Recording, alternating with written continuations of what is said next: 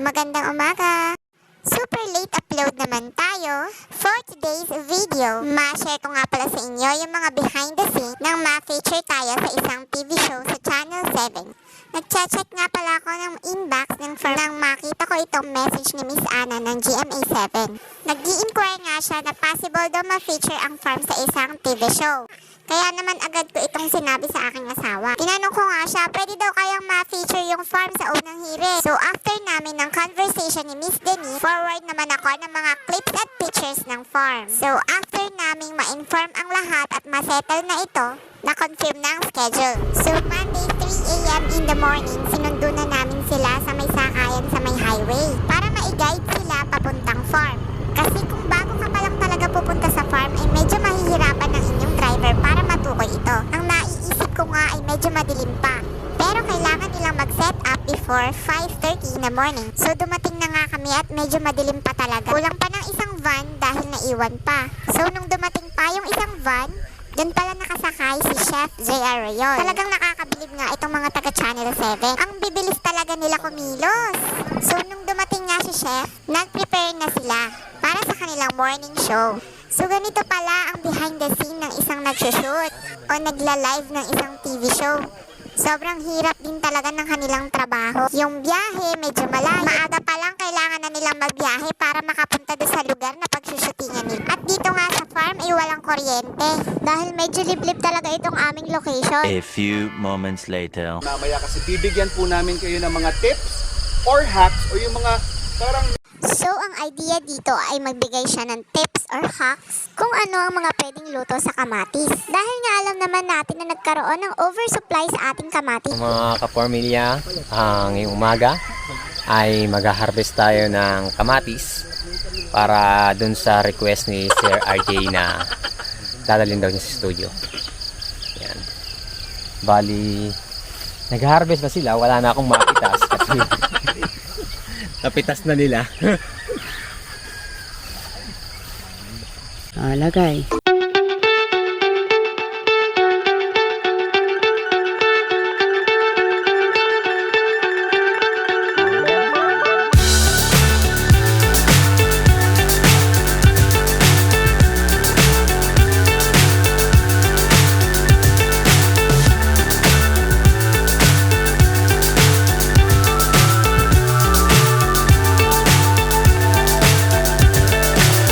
So high I'm hypnotized.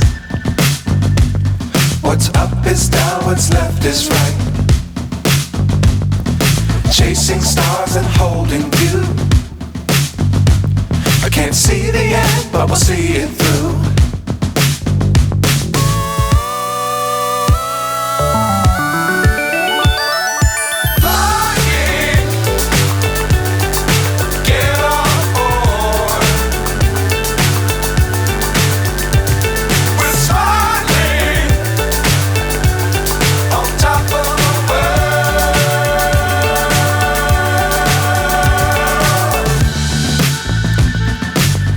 Times don't fly too high.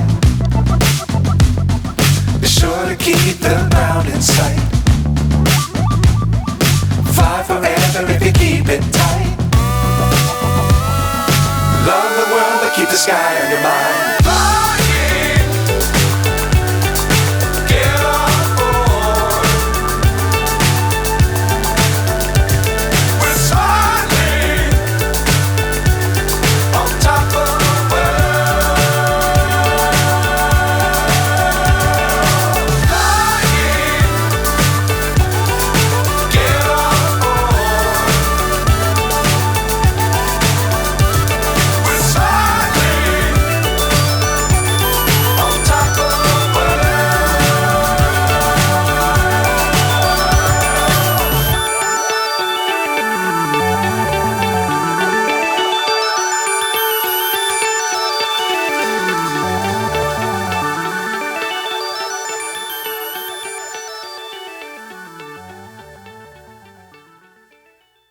Sa tingin ko doon, ha-harvest tayo mamaya. Okay, Yung tamang-tama mga yan. buyer natin nagtatawagan na. Definitely. And yun nga, mga kapuso, balikan po ninyo yung mga tips na naibigay namin sa inyo. Kasi definitely magagamit ninyo yan. At sa mga ganitong klaseng food adventure na talaga namang timely at mapapakinabangan ninyo, lagi lang tumutok dito sa pambansang morning show kung saan laging unang hirit! Matatapos na nga ang show at konting kwentuhan lang sila ni Miss Tech. Sobrang babait talaga ng mga taga GMA7. So after nga nito ay kailangan na nilang mag-pack up para makapag-breakfast. Sobrang nagpapasalamat kami dahil hindi umulan, napagbigyan din. Ano gagawin natin? Yun lang, pwedeng magpapa. Osmo? Opo. Bakit? Sir, pwede pa promote kami ng page ng Farmilia. Farmilia. Ano ba yan? Farmilia. Actually, bala ko kasi bumili kaya natuwa ako. Mas Nasaan na yung handy mic mo? kasi siya. Ay, hindi ko dinadala Hindi. pag ano. Paano mag-operate nito? Ayan yan, kaya rin. Naka-red na ata eh. Ayan na pala. Okay na yan. Hi everybody! Chef J. Arroyo to ng Farm to Table at ng Unang Hirit. Yan, kasama ko si Sir Edwin. And ang buong tropa ng ating Farmilia. Andito kami ngayon, of course, sa kanilang farm, sa Fami Laguna. And we are so grateful kasi in-accommodate niya ang Unang Hirit team para manggulo sa inyo this morning. And of course, for all your farming needs, yung mga produkto nila, dapat dito na kayo bumili. Namakyaw na po kami. Kung makikita nyo yung mga tropa namin mamaya, at least pinakamababa, mga 2-3 kilo yung order. Ako, 15 kilos lang naman. So, gano'ng kaganda yung kanilang kamatis. And of course, yung iba pa, may sili pa kaming kakainin. Samahan nyo pa kami, magbe-breakfast pa kami. But anyway, contact nyo Farmilia. Contact nyo si Farmilia. And like and subscribe. Marami silang products dito. And of course, yung social media platforms nila, accounts nila. Like and subscribe daw, sabi ni ma'am. I'll see you guys soon. Breakfast na nga sila at yung niluto ni Chef ang kanilang kakainin. Meron ditong fried chicken with tomato sauce on top.